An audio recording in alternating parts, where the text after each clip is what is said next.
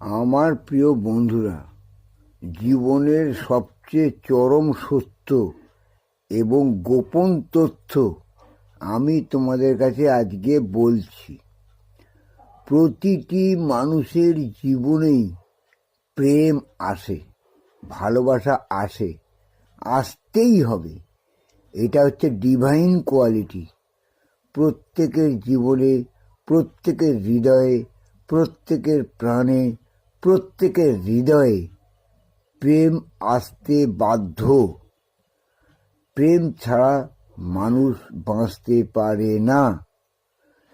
সে চিরকুমার হোক, বিবাহিত হোক, অবিবাহিত হোক এবং যে কেউ হোক, প্রত্যেকটাই নারী পুরুষের ক্ষেত্রে উভয়েরই প্রযোজ্য।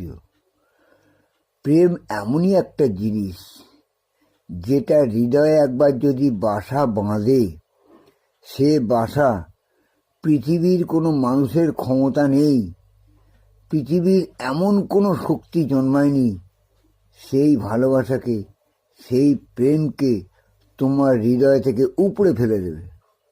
সেটা সারা জীবনের জন্যই তোমার হৃদয়ে বর্তমান থাকে।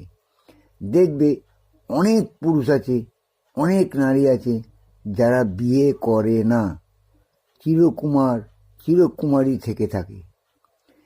সেটা হচ্ছে গোপন কথা আমি বলছি। তাদের হৃদয়ে কোনো না কোনো এক স্থানে প্রেমের বাসা বেঁধেছে। গুপ্ত প্রেম হোক আর সুপ্ত প্রেম হোক। কেউ হয়তো কাউকে খুব মনে মনে ভালোবেসেছিল, সে তাকে পায়নি, বা সে তাকে অবজ্ঞা করেছে, বা সে তাকে পরিত্যাগ করেছে, কিন্তু জীবনের প্রথম প্রেম আর প্রথম ভালোবাসা সে ভুলতেই পারেনি। তার ফলে কী হয়েছে?